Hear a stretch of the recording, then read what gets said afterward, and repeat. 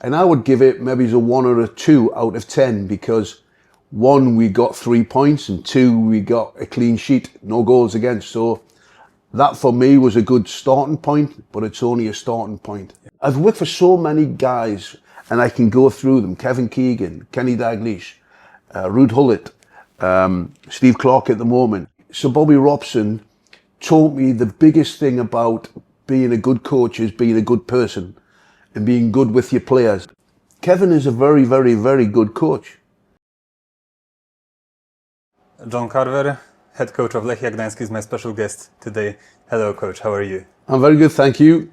Taking in the warm weather. I think that's the weather you're used to. Yeah, it's very similar. It's actually very similar to the weather in Newcastle, so I've acclimatized quite quickly to it. But we're not here to talk about the weather. We're here to talk about football. Absolutely. You've seen some top football, at top level, Scottish national team, Premier League, etc., MLS as well. Now you're here in Poland. Is it a huge difference to see the level of the players, of the teams? It's very early to talk about the level because obviously we've only played one game. Yes, I've watched games on TV, but I think I need a little bit of time to assess the level. I think what's important is, and I can only talk about my team and how we did on Saturday, which was good. It wasn't a classic game by all accounts. There was a huge amount of pressure on both teams. So it was never going to be a classic. But the important bit is this is the start of a process of building something. And when you do that, you have to put the foundations in. And for me, I think somebody asked me a question in the press about how do you rate today's performance? And I would give it maybe a 1 or a 2 out of 10 because 1, we got 3 points, and 2, we got a clean sheet, no goals against. So that for me was a good starting point, but it's only a starting point. Yeah, because that game, the result was everything actually. Absolutely, there was a huge amount of pressure on. It's really funny because I'm used to pressure. I've been involved in games of high pressure. I was involved in Newcastle where we had to win the last game of the season against West Ham United to stay in the Premier League, and it was worth over £120 million. That one win on that game. So does it get to your head? It did that week because I had to take into consideration I was a local guy. It was my team. I live in the city, so I was surrounded by the fans and I could sense the pressure. But that experience helps you when you come to situations like this because you have to stay calm, you have to have a clear mind. And I had that on Saturday. So my experiences over the years certainly helped going into this pressurized game on Saturday. But when you come to a club like that, like Lechia is today, with a lot of issues, a lot of problems, challenges, what's your plan to deal with it? Yeah, I try not to deal with the things that are happening on the outside. I just concentrate on the football side of it. And so I try and stay away from social media. I don't get involved in any of that. It's not that important to me. But you do some research before coming here. Of course you do some research, but listen, every football club has issues going on behind the scenes. You know, and I can use my football club as an example. The football club at Newcastle United, we had an issue with the owners at the time. But it didn't bother me when I was working with the team. I just got on with my job. So I've had that experience in the past of a little bit of unrest. And the only way you stop that is by winning football matches. But then to win football matches, your players must be in a good shape, mentally, physically, stuff like that. Absolutely. But the problem we've had is I've only had them for 1 week. Yeah. So I can only see what I see in 5 days of training going into a game. I guess the players will see the social media, they'll see what's going on behind the scenes, but they have to forget about it. They have to stay away from it if they can, because it adds extra pressure and we don't want extra pressure. But then it's easy to say, but maybe harder to do if you're a football player who doesn't get paid. Listen, I'm only getting here, so obviously there has been issues in the past. It's not for me to go into that. The only thing I'm interested in is what happens on the football pitch. There's people behind the scenes deal with all that, and that's their responsibility, and I don't want to get involved in that. Of course, it's not your responsibility, not your job to talk about money, to pay players and stuff like that. But I'm interested in if you are prepared to work with a team, because it always influences the team. If there's a lot of issues inside the club, let's say employees leaving the club, like now Patrick Dietmer left Lechia, there's a lot of things going around. But I can only control the controllables. Okay. So the only thing I can control is the things that are in my possession, which is the football side of it. Mm-hmm. There's always going to be things happening on the outside. There's always going to be people leaving. You have to, the football club will deal with that. Mm-hmm. I can only control what's in my hands, and that is the football side of things. And it might sound as if I'm trying to stay away from the situation, but I'm not. I've been brought into this club to be the coach and work with the team, and that's all I'm not interested in anything else. It's up to the guys behind the scenes, the owners and whoever is in charge to deal with that situation, and I won't get involved in it. Okay, so what kind of a coach are you? What kind of a coach I am? I'm very, I've worked for so many guys, and I can go through them. Kevin Keegan, Kenny Dalglish, Ruud Gullit, Steve Clark at the moment. I work with Kevin Blackwell when he was manager at Leeds and Luton. So I've worked with so many different coaches, managers, and I've learned so much. But probably Sir Bobby Robson taught me the biggest thing about being a good coach is being a good person and being good with your players and having humility and having a relationship with your players, but not to the extent of being their best friends, because you have to at times be honest and frank with them. You have to leave them out the team. You have to tell them if they're not doing things right. So, but you have to have a good relationship with them. When it comes to being on the grass and working on the pitch, I'm very enthusiastic. I'm knowledgeable. I know the game, and I like players to express themselves. The style of play sometimes depends on the type of players you have. And I'll give you an example. So when I first joined Scotland, the head coach said to me, "How do you think we should play?" So I had a look at the team and I said, "I think we should change the system because we have a couple of talented players, Andy Robertson at Liverpool and Kieran Tierney at Arsenal." Mm-hmm. So we had to get these two talented players into the team. So I said to Steve, "Why don't we go with a back five? Play Kieran Tierney as a left centre back, Andy Robertson." So we did that, and we had some success, which was great. So that is an example of a style of play with the players you have available. So I'm now assessing what we have available, and I'll find a way of playing that is relevant to the type of player we have. Mm-hmm. So, but I do like high energy. And I think we've seen our energy levels on Saturday was probably our biggest asset. We worked extremely hard, and I demand that. That is a given. If I don't get energy levels high and energy levels drop, then I go to the bench and bring people in who can play. Mm-hmm. But I like my team to play with energy, high energy. High pressing? High pressing. I love high pressing. It's in vogue at the moment, isn't it? It's all about, all these coaches are talking about high pressing. Yeah, for sure. But to play a high pressing game, you need defenders who can run in behind when the ball gets turned over. So there's lots of facets to the game that you need. But I certainly am one that likes to press high, because the further away the ball is from the goal, the less chance the opposition have to score. How much time do you need to actually... Well, I think this break is coming at the right time. I think, we've had one game, we've got the result we needed. Now we have 4 weeks after the break, after the Christmas, to do some preparation time on the grass. And I think that's an important time. I think I'm fortunate to have this time, because normally in a football club, this doesn't happen. Yeah. Normally you come in and you're playing game week after week. I think that's the same thing Kevin said last year, that those weeks you don't get to do something like that in England. It doesn't happen, and you're in the firing line straight away. So, and normally you're playing on a Saturday, and maybe it's a Tuesday, then a Saturday, then a Tuesday. So games are thick and fast in England. So at least we have some preparation time. Yes, they'll do a lot of physical work when we're away, but it gives us a chance to get together, to get to know each other, to spend time with each other, to watch a lot of video work from our last game, and go through set plays and tidy things up, and give them my philosophy, my way of wanting to play the game. Kevin is formally your boss here, right? And he was your boss also. And he still is. Yes. And he was your boss also in England 15 years ago, Leeds and Luton. But my question is, who is the boss in the locker room, in the team?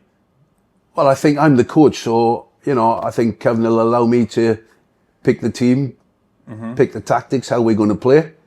But I would be crazy if I didn't ask Kevin to have an opinion and say something, because his vast knowledge of the game is so important, and I don't know everything.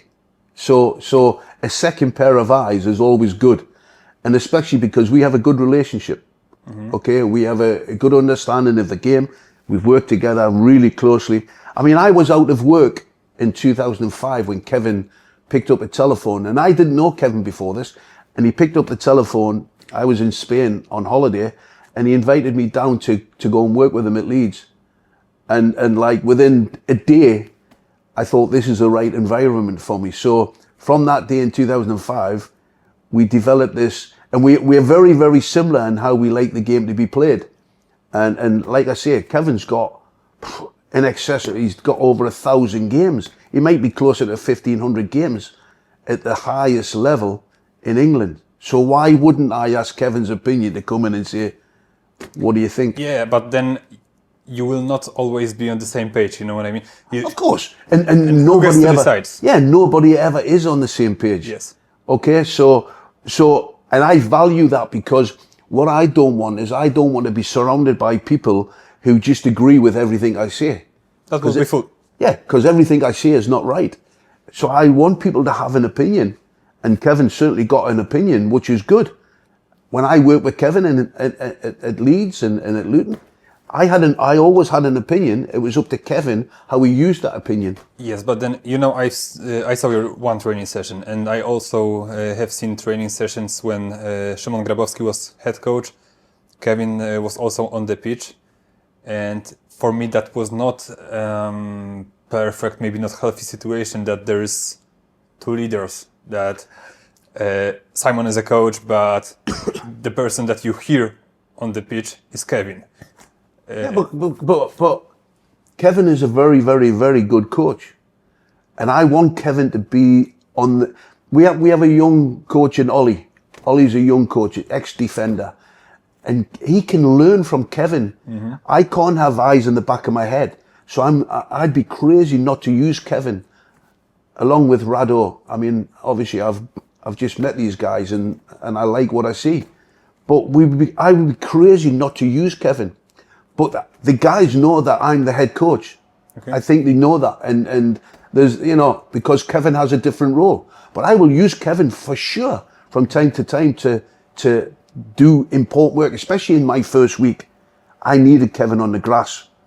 It was so important, because I couldn't do both sets of work. Okay. What about head of performance? Because Kevin Paxton was... And I think I don't really know Kevin. I'm aware of Kevin, and we've had a conversation on text. But again, I've been solely concentrating on the football side of it. I've not really had any connection with him. I think he goes through Kevin. I think he goes through the medical department. He controls the other departments.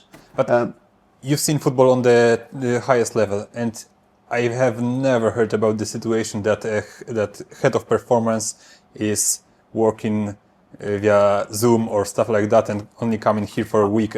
To be honest, I don't know what their arrangement is, or the agreement is. I can only, I keep going back to this. I can only control, and I've been solely concentrating on my job this week. What I will say is, in Scotland, we had a head of a performance, and he actually was working.